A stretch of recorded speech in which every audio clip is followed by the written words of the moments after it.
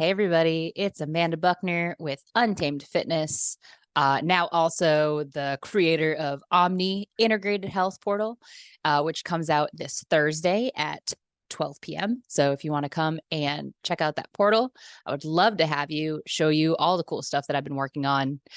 I've been really busy lately. I wrote a book, which actually ties directly in with this health portal called Omni. And I just wanted to go over a little bit of how we create motivation, why talk about integrated coaching, fitness, mindset. Why does it matter? Right. And I'll keep this hopefully under 20 minutes. But so let's talk about motivation first, right? The most thing that I've noticed lately is not people not having time. Like I feel in the summer, I was having a lot of clients that would come on and they're like, I want to work out 2 to 3 days a week, but I literally just don't have time based on kids, going to different practices. They have their job, they have their extracurricular activities that they're doing, summer XYZ vacations, all this stuff here, right? So during the summer, there was a lot of people that would like just literally would love to have a better lifestyle, be able to get fitness into their lifestyle, but they literally just didn't have the time. But what I'm noticing now is as we're kind of switching gears going into the winter, um, really time isn't that big of an issue. It's a lot more of intrinsic motivation. Like I've seen people that are able to get up and go to the gym and they'll do their class, Zumba or kickboxing or whatever it is, right? But they're just kind of like going through the motions, right? You guys know how it is of just kind of, doing the jumping jacks or like your heart isn't in it. You're more just kind of like checking off the box on the list, right? And if you do that enough times, all of a sudden you're going to wake up and be like, why am I doing this? This doesn't bring me joy like it used to. You know what? I just want to do something else. And then it never gets replaced. And you end up going down into this spiral of bad juju, right? Like the dominoes start falling in the wrong direction, giving you down a portal of depression and anxiety. But how do you create motivation? Like especially intrinsic motivation, how do you find the thing that motivates you and then use that to motivate you when you're not motivated? It's really hard, right? So motivation is super personal. And I noticed, like I said, like I do fitness training first over everything, and then everything else kind of follows that, right? But I saw a lot of people that want to go to the gym, but they didn't know how to like get that habit more enjoyable and then become a lifestyle change versus just something that they're forced to do. So what I did here was, like I said, I just wrote a book. It's more of like an interactive journal than anything, mostly because I couldn't find a journal slash calendar slash scheduler slash everything that I wanted in a journal. So what do I do as a very entrepreneurial spirit? I go and make my own journal. So one of the chapters in this journal, it's called Find Your Drive, and it talks about how to make your own motivation. So it starts out with talking about what motivation is, but then also it then goes into personality tests, which I know everyone has their own say about it. Like some people think of it as the same as like astrology. Other people think it falls in the same category of actual scientific fact. I'm kind of in the middle. For personality traits, like I'm one of those people that like, okay, if it works, if it helps my brain get into that right mindset that it needs to be in order for myself to feel like I can help myself. I don't really care, if it's true or not, if it exists or not, but I just need it to work, right? So I went specifically into two different types of personality tests, the Enneagram and the Myers-Briggs. And the reason why I did both of them is the Myers-Briggs specifically points out what your personal preference is, right? So I don't know if you don't know anything about Myers-Briggs, there's pretty much 16 different personality types that you can go with that are all 4 letters. So like depending on if you're introverted, if you're extroverted, if you're more like how you organize your life, where you get your energy, how you make your decisions, and then how you gather information is all in these 16 categories, right? And then it even goes into like, okay, well, if you align with like 2 or more letters with somebody else, that means like you're more compatible. Introverted matches with extroverts, like 2 extroverts don't really like mesh real. Like it kind of goes a little bit deeper into it. I'm not going to talk about it, but I specifically looked at it for motivation levels, right? So Myers-Briggs was able to show what your motivation aligns with your preferences of literally who you were born as, right?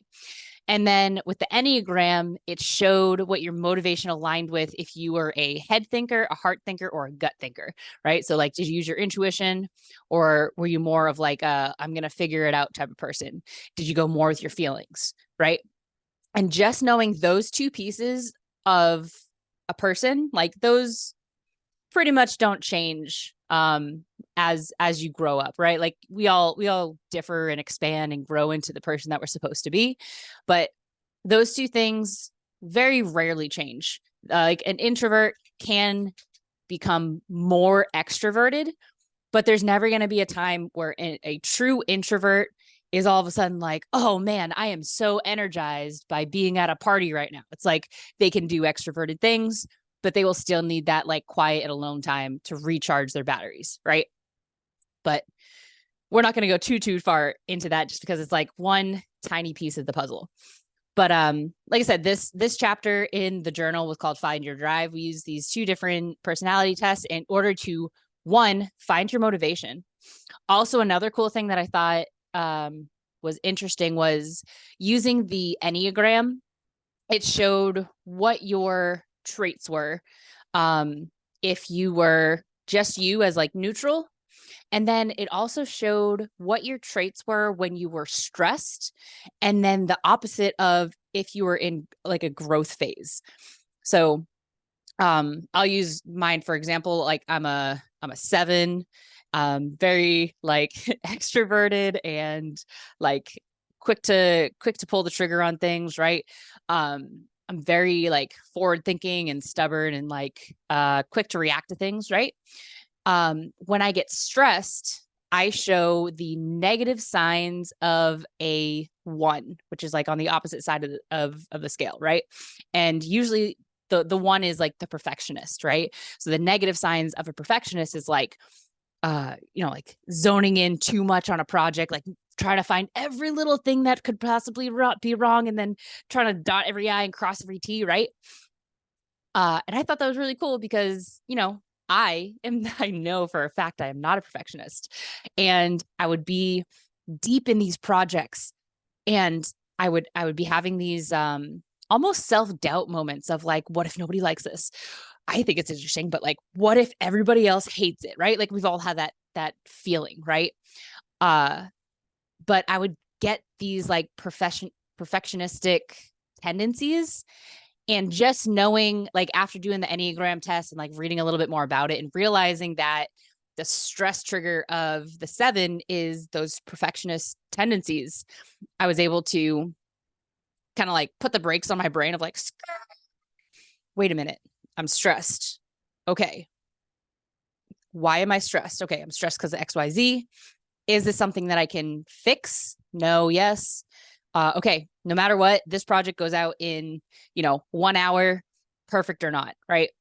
And that really helped me break out of that cycle of going into the perfectionistic tendencies, being like really, really hard on myself, like this has to be perfect, and then literally never getting it done or putting it out.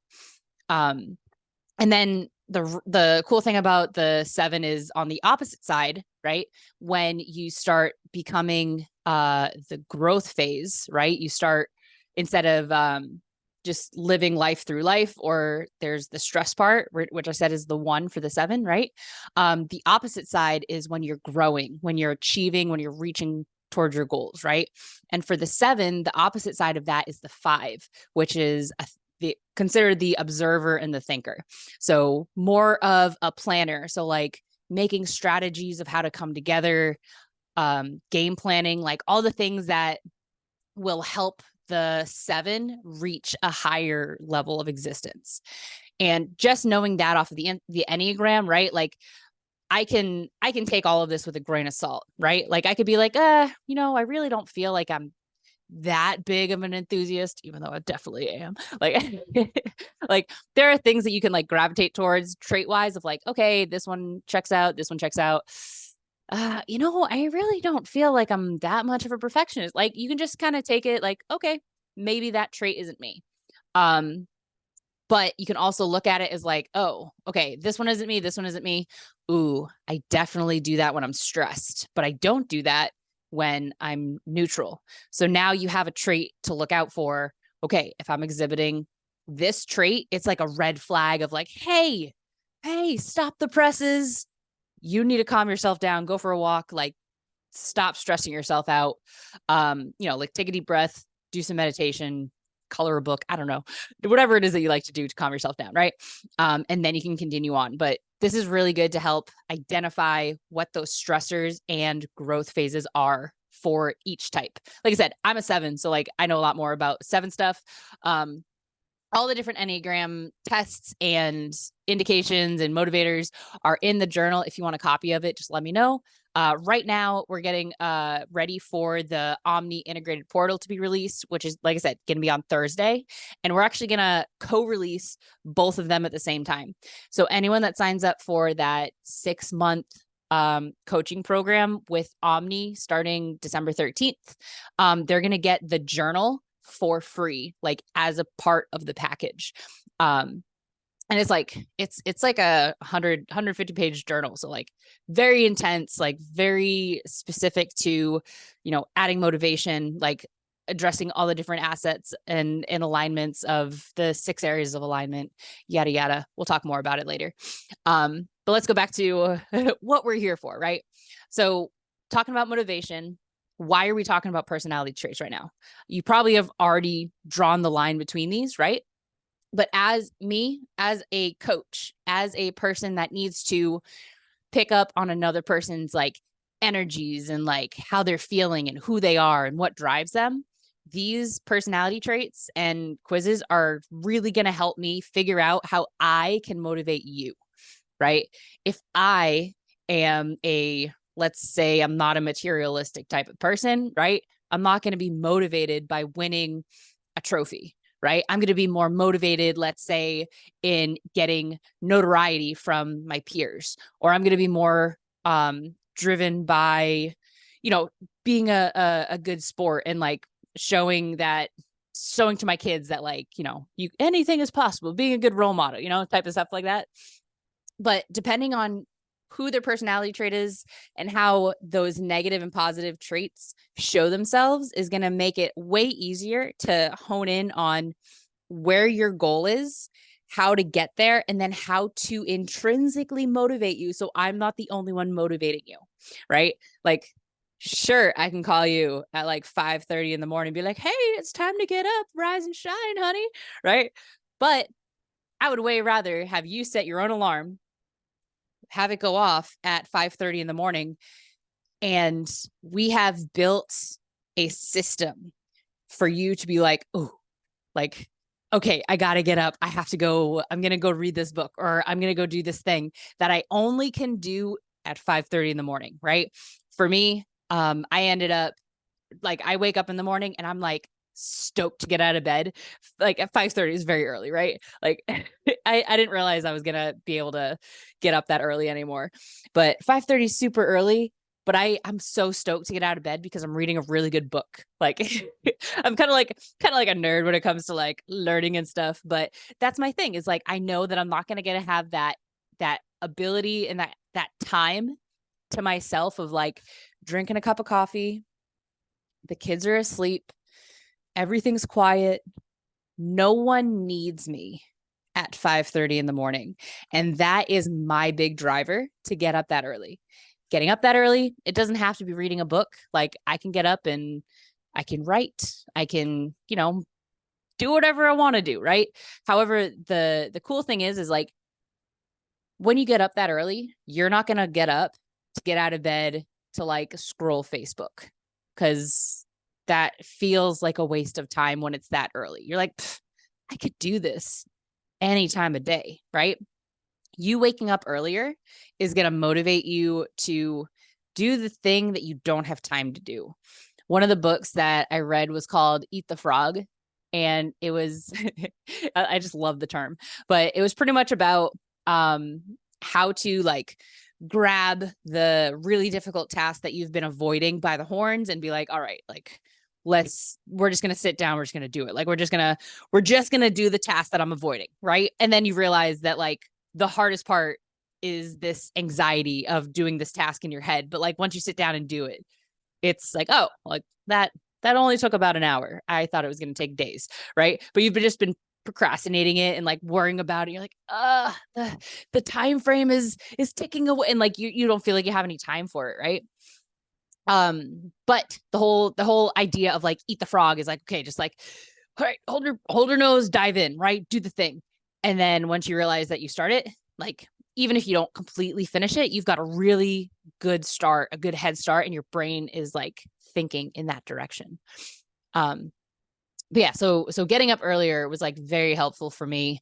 Finding out what my Enneagram and my Myers-Briggs was. Both of them are free quizzes if you just Google search it. So it's like some coaches will charge you like hundreds of dollars. Like you literally just Google search it. I'm sorry, guys. I'm sorry to give the secret away, but it's not that big of a deal. I think really we're moving into a world where AI is going to start taking over a lot more of our jobs and stuff, right? And so our biggest asset is going to be our ability to think. There was a really awesome quote that I saw, like, this was years ago. Here, I'm gonna pause this. I'm gonna grab the book. Okay.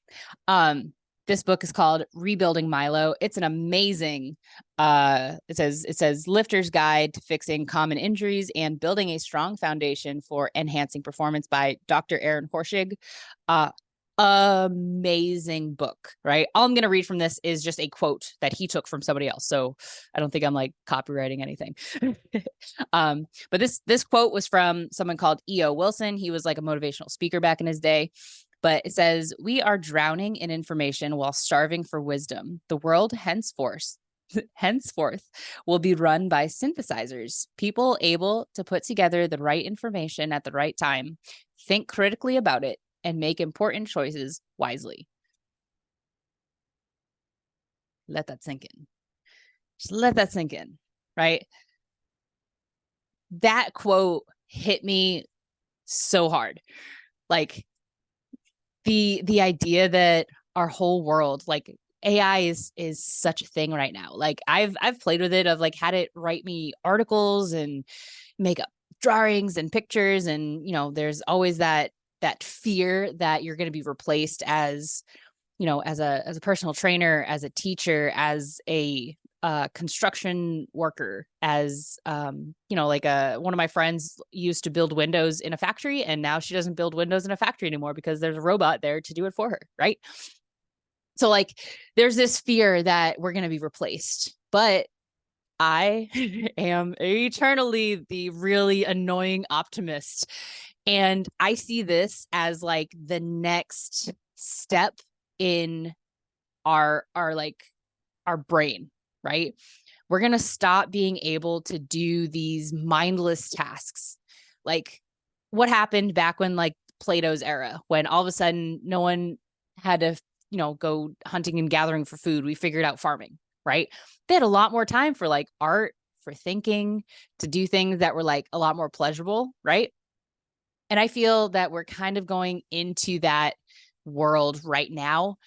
And like there's like this whole shift that's happening And I think it's really, I'm just kind of like sitting back and enjoying the ride, right? But if you're not careful, right? Like if you don't utilize your brain as an intellectual, as a human being, you're definitely going to get caught up in this wave of all of these AI jobs that are replacing, or AI that's replacing all of these jobs for people. Okay.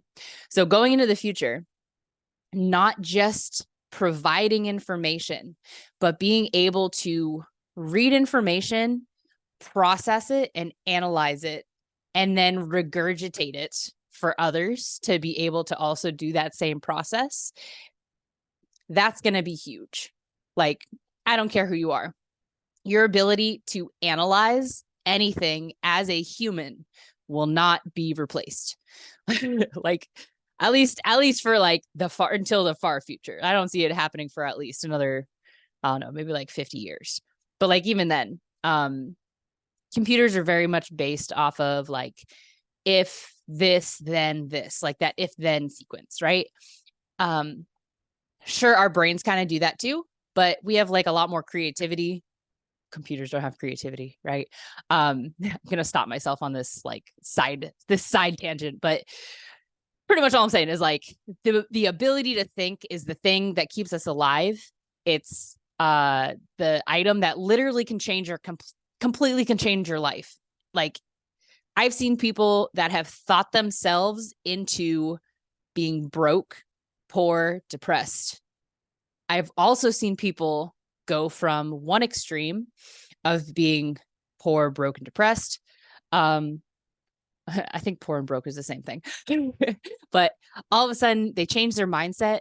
They get a lot more information. They figure out how they can like help others around them. And then they've been able to completely flip everything and become a philanthropist, right? Big thing right now is everyone's talking about Mr. Beast, about how he's got so much money because he's so popular on YouTube, and he's like just literally going out and he's like, I don't know what to do with all of this money. I'm just going to give it back to people. And the more he gives it back to people, the more people pay him. Right. So it's like the more he gives away, the more he gets. And he just built a whole bunch of wells in Africa. Like, he's doing a lot of really good things and entertaining people at the same time. So like, he was just a dude doing videos, and it like he started just doing videos like this, right? Talking to people. He doesn't know who he's talking to, right? And now he's literally like got so much money he doesn't know what to do with it, right? And that's just from consistency. That's from having a plan and a vision, and that's from having dedication on what your goal is, right? He didn't just trip and fall into being a multimillionaire, right? Like, he worked very, very hard for years with a very specific intention, like a very direct goal of what he wanted to do and where he wanted to be in life. And he got there, right? So having that clarity, having that confidence that what you're doing is correct, and then also being able to bravely do it while the rest of the world is like, poo-pooing on like, oh, you can't be a YouTube star and make a whole lot of money from that, right? That was like, what, maybe 10 or 15 years ago, like being a YouTube star was a joke. And now many people that I know are multimillionaires just from doing videos and being able to share their knowledge with the world. And I think that's really awesome. Okay, I'm going to cut this short. Like I said, Omni is coming out on Thursday, November 30th. I figure it's like the end of the month, right? It's going to happen at 12 p.m. So you guys can participate during your lunch break. And I'm pretty much just going to go through and show you how I'm taking my fitness training, right? Like what I usually just talk about fitness. We're going to tie it in with the other 5 areas of alignment. And then we're going to tie them together and show you how you can elevate your entire life by fixing one tiny little thing. All right. I know it's like the cliffhanger. Why did you say that, Amanda? But go ahead and register for it. I'll leave you the link for it below in the comments, and I'll see you guys there. All right. Bye.